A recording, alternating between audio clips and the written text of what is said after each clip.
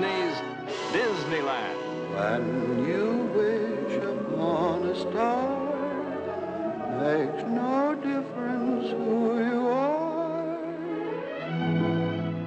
Each week as you enter this timeless land, one of these many worlds will open to you. Frontierland. Tall tales and true from the legendary past. Tomorrowland. Promise of things to come. Adventureland. The wonder world of nature's own realm.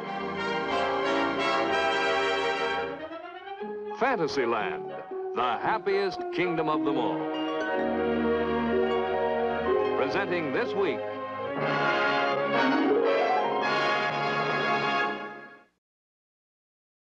Ladies and gentlemen, here is your host, Walt Disney. Thank you, Garco. In this exciting age when everyone seems to be talking about the future possibilities of space travel, there's much speculation on what we will discover when we visit other worlds. Will we find planets with only a low form of vegetable life, or will there be mechanical robots controlled by super intelligent beings? One of the most fascinating fields of modern science deals with the possibility of life on other planets. This is our story. In the beginning, man's world was his cave. His only concern was for food and companionship. With the sun came the day, bringing warmth and light. With the stars came the night, bringing darkness and fear. Later, when man became a shepherd, he spent more time contemplating the mystery of the stars. Because they moved, he believed them to be living things, possibly the children of the moon breaking away when the moon grew smaller. Then he noticed the reappearance of star formations he had seen before. Where had they come from, and where were they going? An important discovery. The stars fell into the sea. Man's conception of his world had expanded. The earth was an island floating in water, circled by a glittering ring of heavenly objects.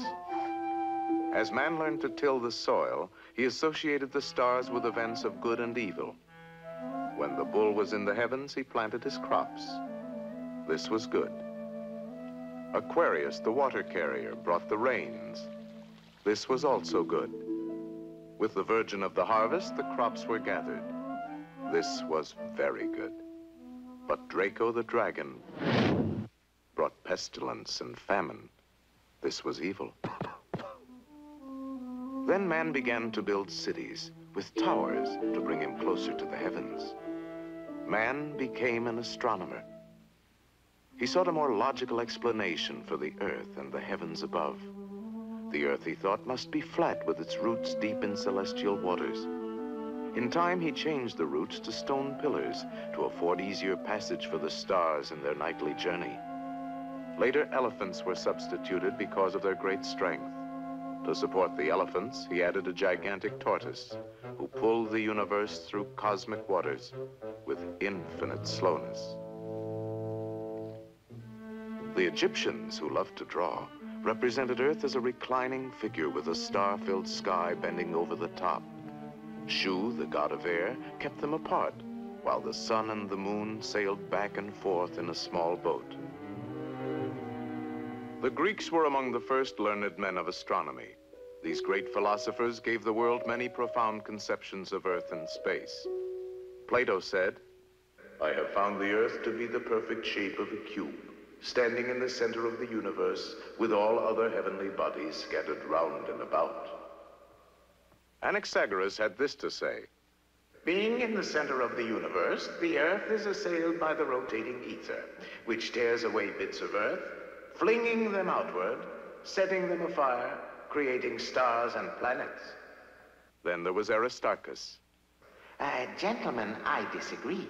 The sun is obviously in the center, with the Earth and other planets traveling in circular paths.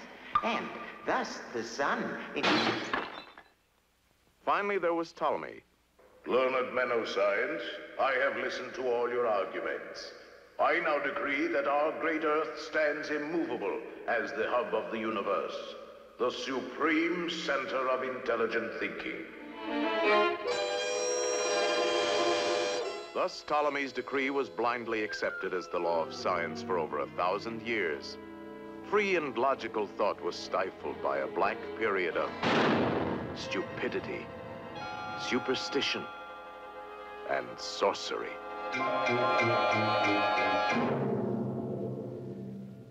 With the Renaissance came a learned monk, Nicholas Copernicus. He proved mathematically that the Earth was not the center of the universe, but was merely one of many planets circling the glowing sun. In 1610, Galileo published his Sidereus Nuncius, in which he vividly described the wonders of the heavens as seen through that great new invention, the telescope.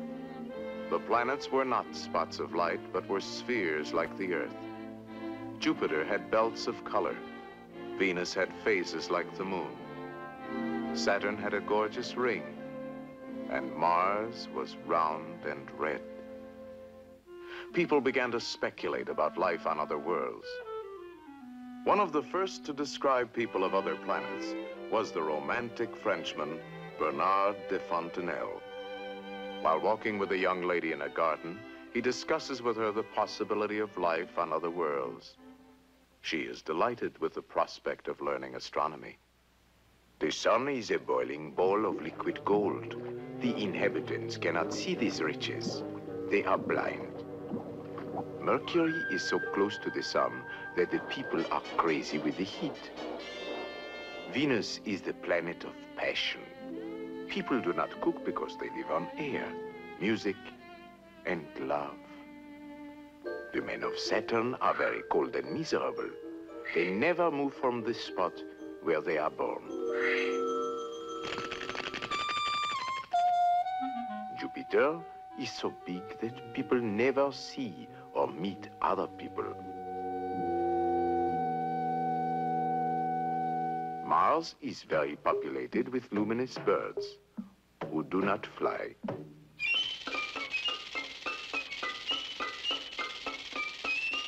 In Sweden, a philosopher's conception of life in our solar system revealed that the people of Mercury are very thin. They have tremendous memories.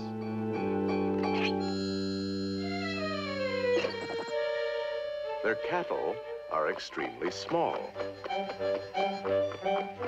The natives of Jupiter are pretty. They do not lie or steal, but they are terrified at the sight of their giant Jupiter-type horses. There are two kinds of people on Venus: mild people and fierce people. Inhabitants of Mars are clothed in fibers. They converse by means of thought transference. During the 19th century, Mars was more and more regarded as the planet most likely to harbor life, especially when astronomers thought they saw specks of light appear on the surface of the red planet.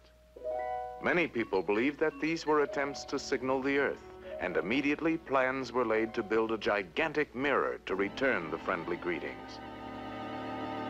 Later, Kurt Laswitz thrilled the world with his story about a crew of Earthmen who are captured by a magnetic Martian spaceship. The Earthmen are taken to Mars, where they are wined and dined on synthetic food.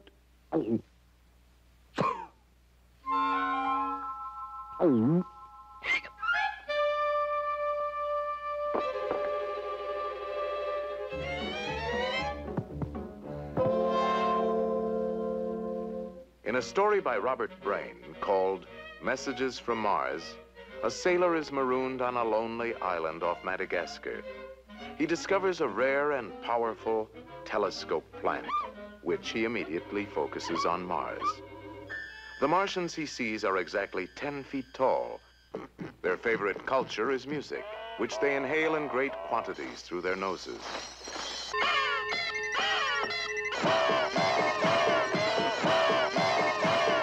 As the 20th century dawned, H.G. Wells excited countless imaginations with his approach to life on Mars.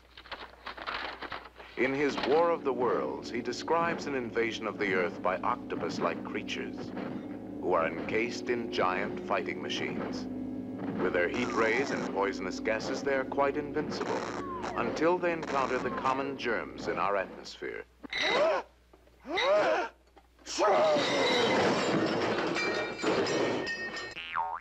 Wells followed his science fiction story with a more serious discussion. He reasoned that plants would grow taller and thinner in the weaker gravity of Mars, and insects would probably be larger than those on Earth. The Martian animals, covered with fur or feathers during winter, would lose their covering with the coming of summer. The people of Mars would probably walk on their hind legs, their barrel-chested bodies covered with a coating of down. Their ample skulls would be crammed with intelligence, and their trunk-like noses indispensable for feats of engineering. Edgar Rice Burroughs supplied his readers with a complete Martian dictionary. Barsoomian, warlike people of Mars. Human bipeds with variegated color characteristics. Banth, Martian lion, dwells in Dead Sea areas, is carnivorous, has 10 legs. Kalat, a pony-sized Martian dog with a frog-like head. Thoat, a dog-sized Martian horse with about 8 legs.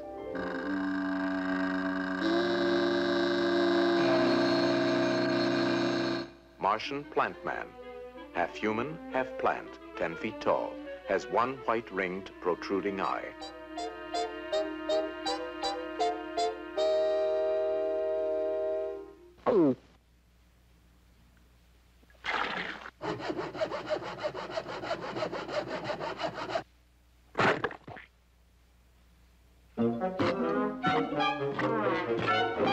Through the years, there have been frequent rumors that Martians disguised as Earthmen walk amongst us. These stories are perhaps strengthened by the thousands of reports of unidentified flying objects passing in an endless procession across our skies.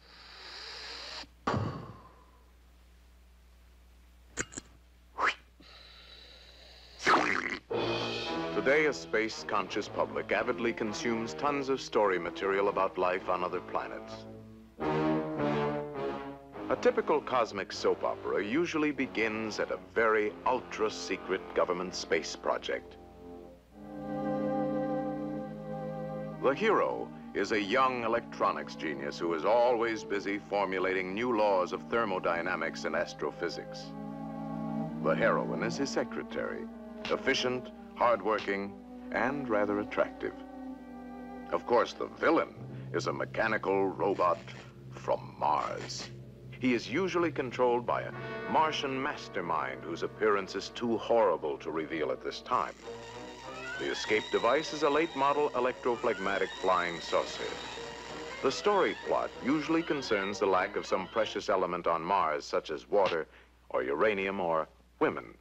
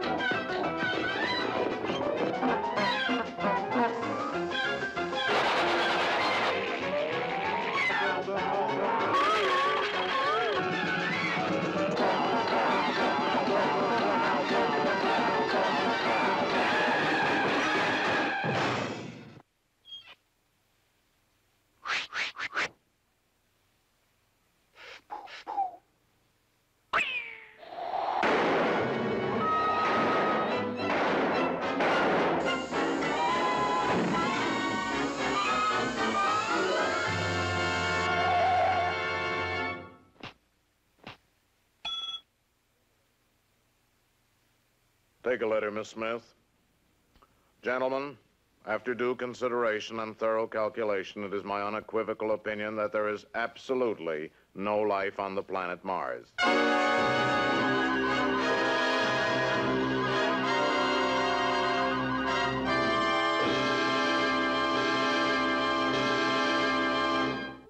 Today, as modern science seeks to understand the miracle of creation, it sees an infinite universe, cold and dark, inconceivably vast, without beginning, without end. Across this cosmic void, trillions of island universes move. In one of these, the Milky Way, our sun is but a tiny star among 300 billion other stars or suns. Scientists now estimate that 30 billion of these suns have captive planets. Since the laws of creation appear to be universal, it is almost certain that many of these planets harbor life. Life in the dawn of evolution. Life in the twilight of existence. Life where intelligence may have developed far beyond the stage of man. As an example of how the wonders of life may be evolving with infinite variation on other planets throughout the universe, let us follow the story of our own Earth from its misty beginnings. In the blackness of space, the faint pressure of starlight gradually compresses billions of tiny particles into a tremendous cloud of dust and gas. For millions of years, this cloud contracts with the growing pull of gravity until in the hot, glowing center, the sun is born. Swept into a flattened disk, whirlpools of heavy elements form the planets to circle in permanent orbits around the sun. The Earth begins to cool and shrink, its molten crust pouring out dense clouds of steam and carbon dioxide. In these primeval vapors, the stage of life is set. Steam condenses to rain. For centuries, great torrents of water tear at the rocky face of the Earth, creating the vast oceans. For centuries, rich salts and minerals are washed from the land and carried down to the sea. A billion years have passed. Now the warm primordial sea is the cradle of life. Here are gathered all the elements of nature from which life will emerge. One of these elements, found throughout the universe, is carbon, first link in the chain of living things.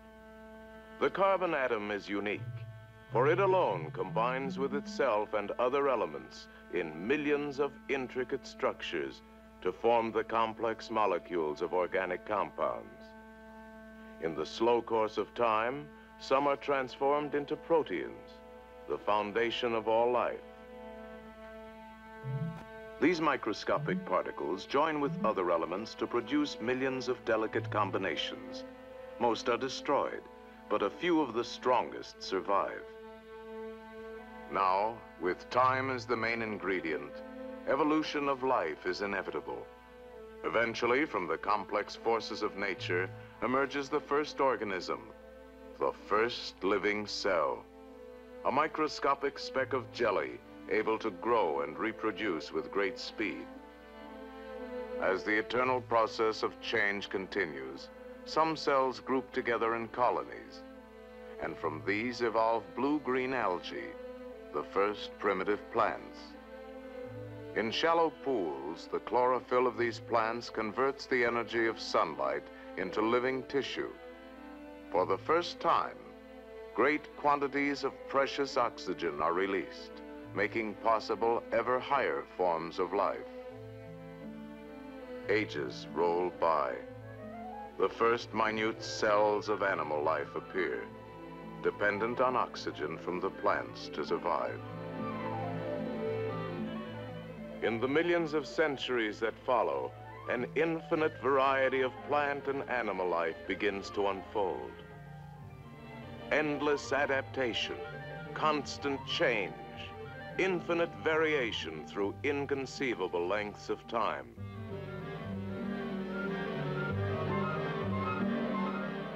At last, from the maternal sea, life emerges ready to challenge the hostile forces of a new environment.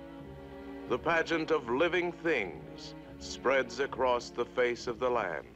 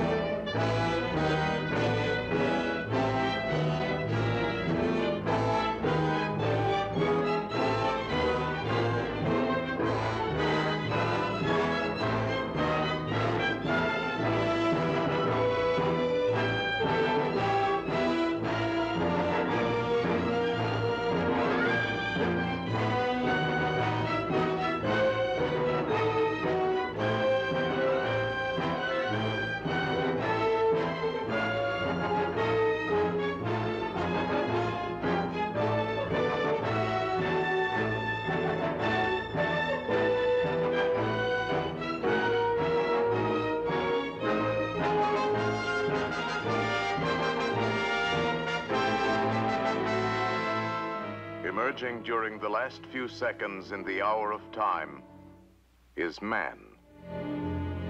Nature has created in man its most complex mechanism. The chemical processes that keep man alive are dependent on a never-ending supply of oxygen and constant body temperature. He automatically maintains an internal temperature of 98.6 degrees. But if prolonged exposure to severe heat or cold upsets his delicate balance by just a few degrees, man dies. Yet, given proper protection, man can carry on his everyday life within a temperature range of about 100 degrees. Nearly all plant and animal life as we know it exists within this same temperature span. There are some exceptions, however. Certain simple organisms, such as lichen, algae, and bacteria, can withstand more severe heat and cold. Broad as life's temperature range seems to us, it is nothing compared to the bitter cold and intense heat that mark the extremes of our solar system. At one end, the sun blazes at 10,000 degrees. Its radiant heat dissipates rapidly until after 1 billion miles we find the outer planets, Uranus, Neptune, and Pluto, at temperatures of more than 300 degrees below zero. Here on Pluto, the distant sun glows but faintly over silent landscapes of frozen gases and lakes of liquid ammonia. Here, an Earthman would succumb in 15 seconds from the complete lack of oxygen, his body being solid in a few minutes. Moving nearer to the sun, we find Saturn. In spite of its majestic beauty, the poisonous atmosphere of ammonia and methane gas would be a death trap. Jupiter is closer to the sun, but is still intolerably cold at 200 degrees below freezing. Like Saturn, its air is poisonous. Again, man would quickly suffocate from lack of oxygen, his frail body torn by dense gases, blowing in gales up to 400 miles an hour. These outer planets are far too cold and hostile for life as we know it. On the other hand, if man should visit Mercury, the planet closest to the sun, he would find it much too hot for life to exist. Mercury is a small and airless world, with one burning face turned always to the sun. Man's blood would boil in this vacuum, and his lifeless body would be incinerated in seconds. As we move away from the sun toward the Earth, we enter the temperature zone favorable to life. In this golden zone are the orbits of Venus, Earth, and Mars. There may be life on Venus, but we know very little about our sister planet, for her mysteries lie shrouded beneath an impenetrable mantle of dense clouds. Beyond the Earth, at the outer fringe of life's temperature zone, is Mars, the third planet in our solar system where life could exist. Even though scientists think Martian conditions are severe, they believe that if man journeyed to Mars, he could survive here with moderate protection. He would need his own oxygen supply and some sort of protective covering. But life could be almost normal within pressurized houses and pressurized cities.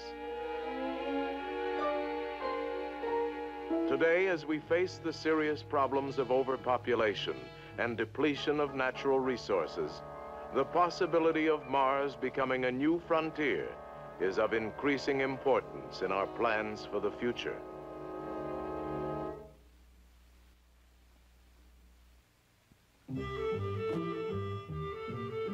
What evidence do we have that Mars is a planet where life could exist?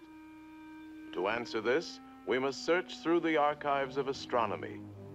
Here we find that from earliest history, Mars has been an object of great interest.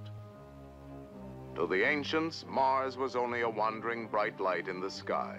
It was the blood-red symbol of war. But to Galileo, the first man to see it through a telescope, Mars appeared as a glowing red disk where sometimes a shadow appeared on one side. As telescopes improved, astronomers began to notice mysterious markings, which they carefully recorded with drawings. Each decade brought new discoveries. It was found that Mars rotated on its axis like the Earth. It had white spots at the North and South poles. The dark areas seemed to be permanent shapes. In 1781, astronomer Sir William Herschel, using a telescope of large proportions and increased accuracy, discovered that the white polar caps of Mars increased during the Martian winter and decreased with the coming of summer. By 1840, interest in Mars had mounted to the point where the first crude map was attempted outlining the areas thought to be continents and seas. Then, one clear night in 1877, Giovanni Schiaparelli made an historic observation. He saw the surface of Mars crisscrossed with a network of lines which seemed to connect the dark areas. He called them canali, or channels.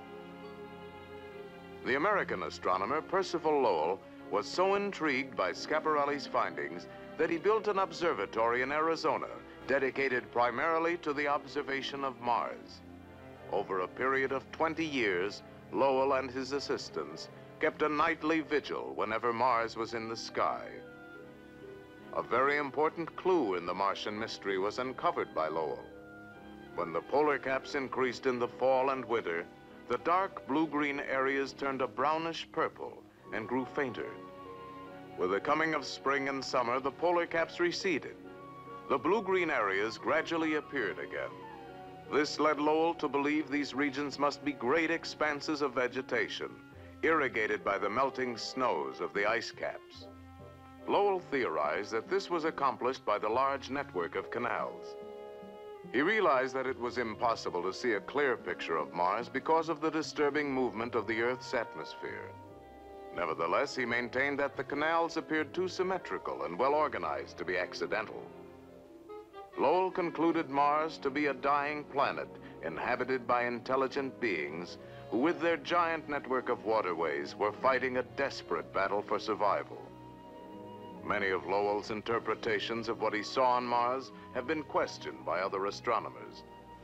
Some observers claim that the canals are only optical illusions, which, if seen up close, break up into natural formations. There have been other mysteries to puzzle astronomers.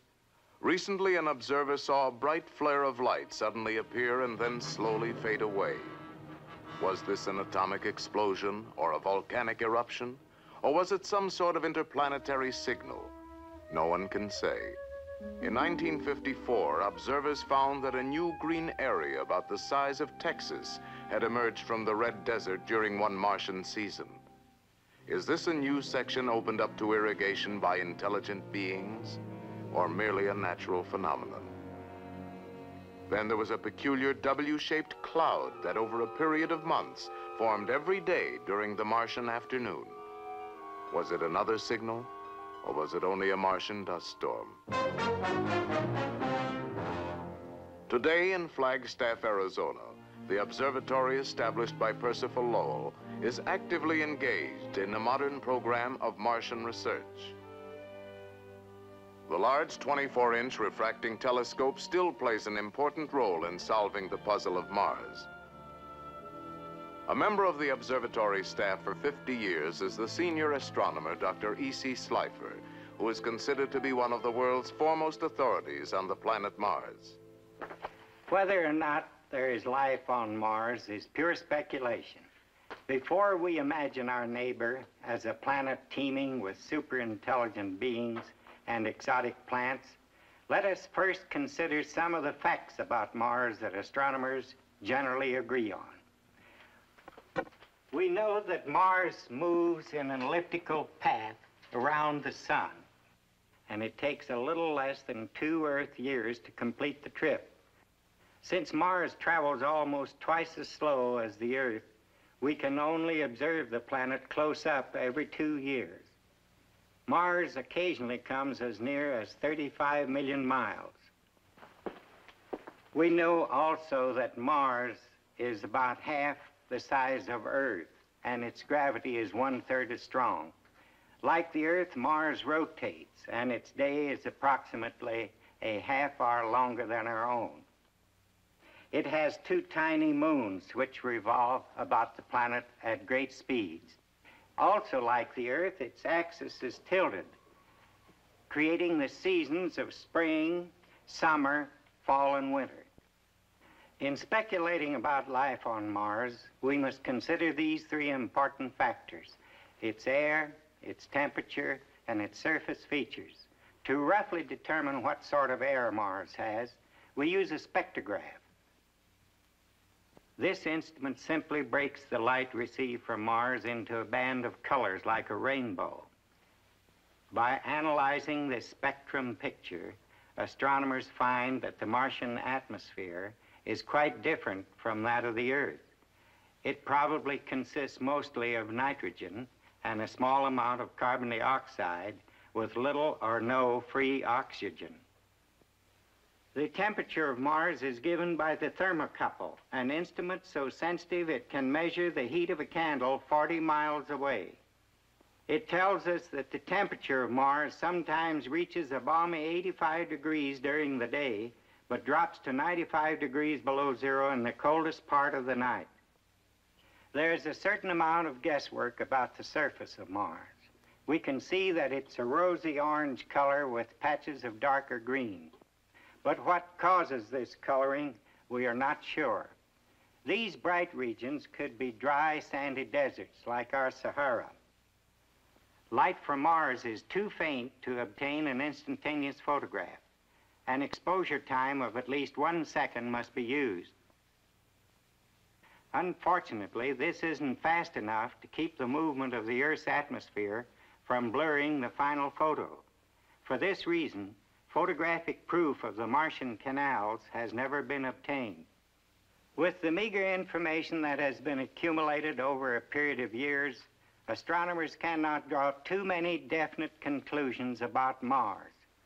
We realize there are probably certain unavoidable errors in our calculations, any one of which could make a big difference as to whether or not there is life as we know it on Mars.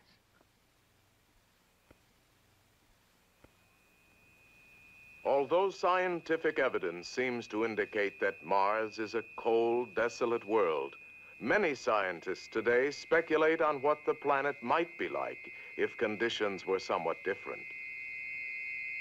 With a little more water and oxygen than expected, there could be an astonishing array of life on Mars. A totally different sequence of living things following its own pattern of evolution. There may be plant life that migrates in search of richer soil.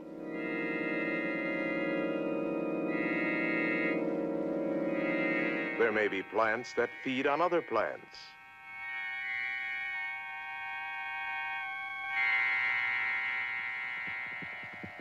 Or even plants that feed on themselves. And if animal life has developed on Mars, it too may have taken many new and unexpected forms. There could be animals with heavy insulation to conserve body heat in the sub-freezing night. Or perhaps the bitter surface conditions have driven some life underground to develop in a dark, mysterious environment.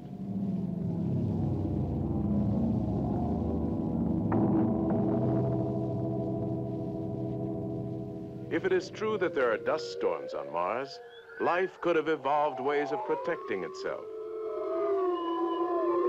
On the other hand, there might be creatures that actually thrive on the ever-present dust. Some organisms working with powerful digestive acids may be able to feed directly on minerals in the rocks, leaving a fantastic Martian sculpture in their wake.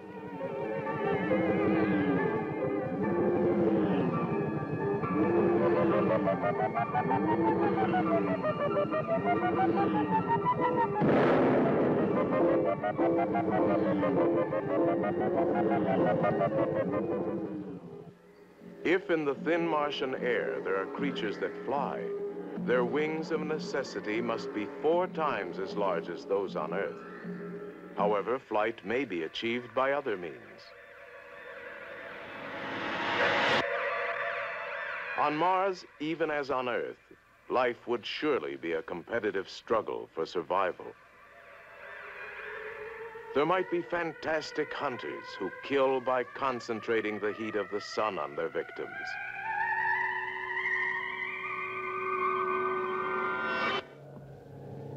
Devastating creatures that envelop their quarry in shrouds of poisonous gas.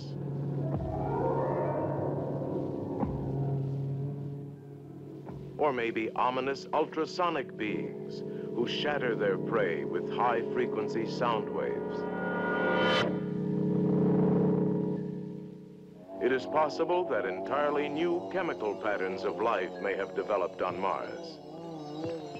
Life based on the silicon atom instead of carbon would be more resistant to the extreme cold, providing a whole new range of weird forms. Feeding on the drifting sand, tall crystal spires may grow to maturity in a single day, to be shattered in a crescendo of destruction during the cold Martian night.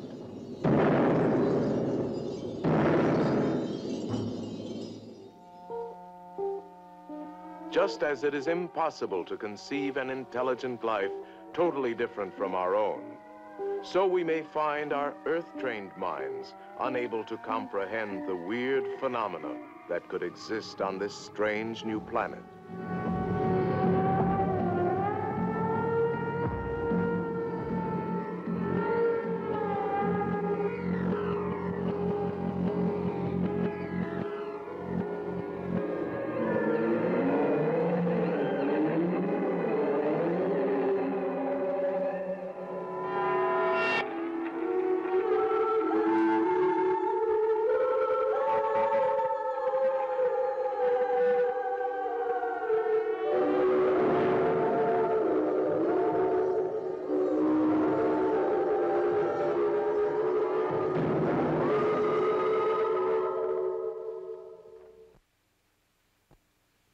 For the past half-century, the intriguing possibility of traveling to Mars in a spaceship has challenged the imagination of many men. Rocket ships of all sizes and shapes have been designed, but most of them rely on an enormous consumption of chemical fuel to escape the pull of the Earth's gravity. A spaceship using an electromagnetic drive to neutralize gravity is the obvious answer, but such a device is still a dream for the future. However, at the present time, an atomic-powered spaceship has been suggested by a leading scientist in the rocket and guided missile field, Dr. Ernst Stuhlinger, who for some years has been working closely with the rocket engineer, Dr. Wernher Von Braun. This atomic electric spaceship features a revolutionary new principle that will make possible the long trip to Mars with only a small expenditure of fuel. Parts for the spaceship will be brought up to an orbit by conventional chemical fuel rockets. It will then be assembled in the vacuum of space. This unusual ship will be 500 feet across and will carry a small landing craft for the final descent to the Martian surface. Located at the bottom is a small atomic reactor which furnishes a continuous supply of heat. This heat turns silicon oil into steam. After rising up a central pipe, the steam drives a turbo generator which produces electricity to run the ship. The steam is condensed in a giant circular cooler and used over and over again. In the thrust chamber, a platinum grid is electrically charged. The metallic element cesium is vaporized and blown through the white-hot grid. This ionizes the cesium atoms, and they are then electrically blasted out into space at the rate of billions per second. This thrust pushes the ship in the opposite direction. The atomic electric spaceship can operate continuously for a period of years. At the top of the ship, away from the dangerous atomic reactor, is cargo space and quarters for a crew of 20 men. Mounted outside on the thrust chamber assembly is the auxiliary landing craft. When our ship reaches Mars, the landing craft will be released, carrying men and supplies to the planet's surface. A drag chute will gradually slow the landing craft as it streaks into the Martian atmosphere. A few seconds before touching down, the main rocket motors will be fired and the craft will land gently on its nose. Later, the exploration party can return to the mothership by blasting off in the tail section of the landing craft. Here is the plan for our trip to Mars. It will take 13 months and 6 days. Starting 1,000 miles above the Earth, the spaceship will slowly accelerate for 4 months before escaping the Earth's gravity. For the next 7 months, the ship will follow a curved path, finally entering the gravitational field of Mars.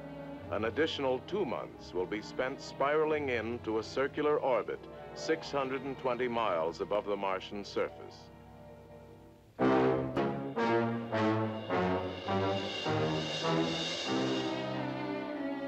Here at the space station, our journey begins. The expedition is comprised of 6 ships. Time, a few minutes before departure. Final checks are being completed.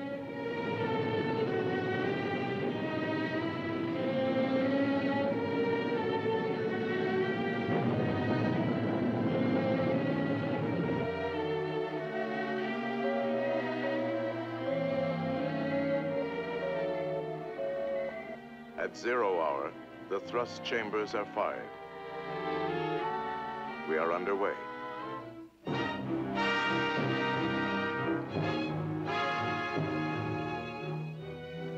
Our fleet climbs beyond the space station, beginning its outward spiral around the Earth.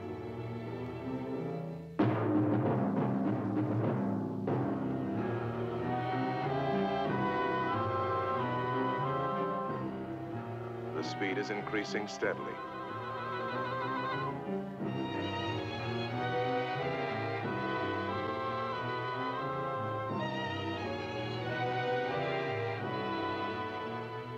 After 4 months and 17 days, 850,000 miles out, the expedition finally escapes the Earth's gravity.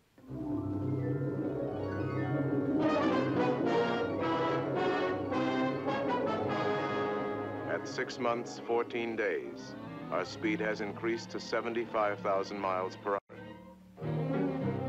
Mars is steadily increasing in size. The halfway point has been reached. The thrust chambers are reversed. Deceleration begins. The Earth grows smaller.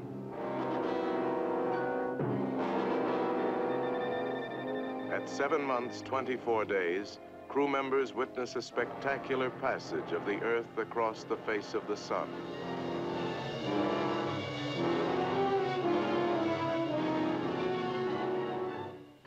Three months later, the expedition is 700,000 miles above Mars, and the 45-day spiral in toward the planet is begun. Now, for the first time, the tiny Martian moons Deimos and Phobos are visible to the unaided eye.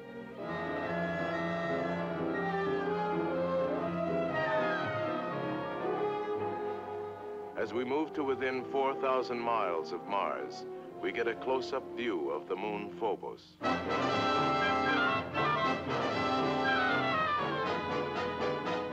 After 13 months and 6 days, Our voyage to Mars is finally completed.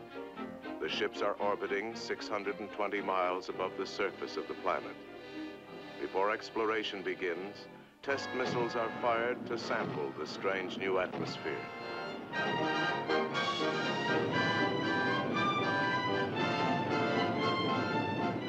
Now the first landing craft is moved into position to attempt the hazardous 600-mile drop to the Martian surface. This is a crucial moment.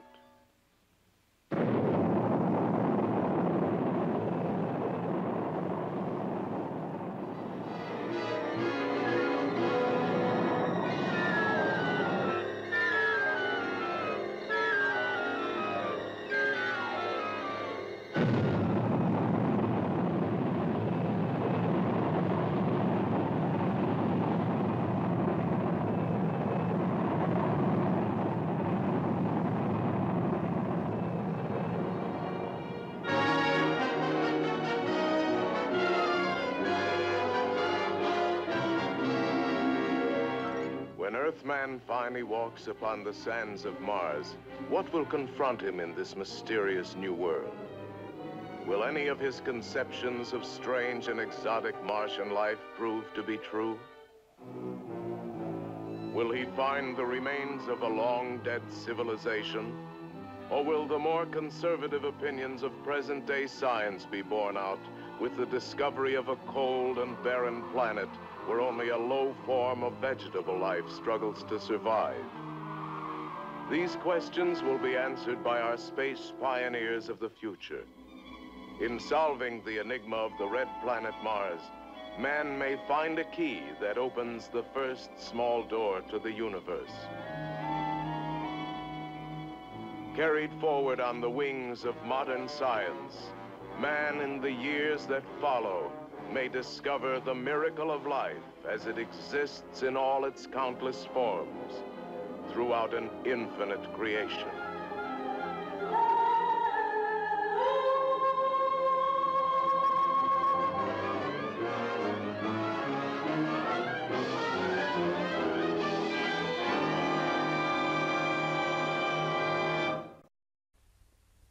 Next week, we'll tell you the story of the Horse of the West.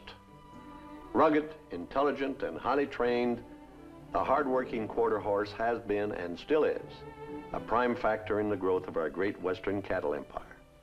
And his bloodlines are guarded as carefully as those of the most prized thoroughbred. Our program next week tells you this exciting story. Next week, from Frontierland, Walt Disney brings you a stirring saga, The Horse of the West, with Rex Allen as your storyteller, revealing for the first time the dramatic, authentic story of the most famous cattle empires of the West, of California, Arizona, Texas. For the first time, you'll visit the renowned Wagner Remuda and the fabulous King Ranch. For the first time, you'll actually see what the cowboy and his horse are like as you live their real-life adventures on the open range. You'll meet the lovely, versatile, talented Elena Vasquez, a name that is legend in California ranching history. Here in this robust land throughout the years, men have dedicated themselves to the breeding of greatness in horse. Their endless studies, their care and affection have developed the regal bloodlines of the quarter horse, the aristocrat of the cattle country. Sturdy of muscle, incredible stamina, speed of the wind, magnificent of heart and spirit, and gifted with just plain cow sense.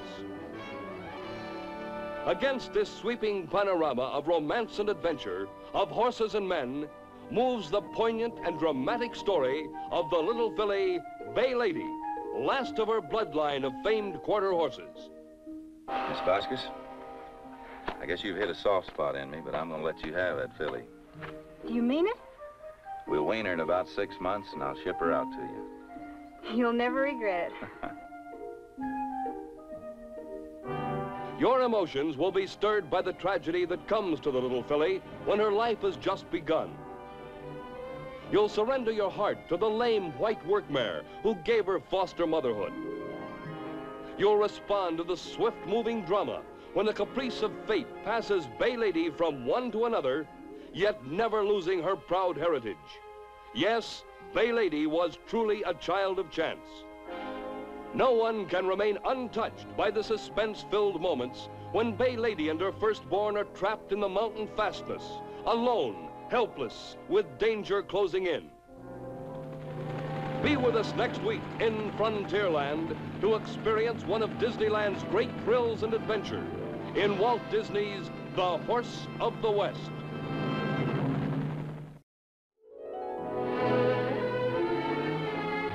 Coming to motion picture theaters soon, Old Yeller, a rare entertainment experience. From the deeply moving story of Fred Gibson's best-selling novel comes a new Walt Disney motion picture, sure to touch the hearts of everyone, everywhere. Old Yeller, the thrilling story of a remarkable Texas family and an old Yeller dog who made a habit of saving their lives. Old Yeller, co-starring Dorothy McGuire and Fess Parker. And Old Yeller himself, friend when he wanted to be, fighting fool when he had to be. Walt Disney's dramatic new movie, Old Yeller, coming to motion picture theaters soon. This has been an ABC television network film presentation.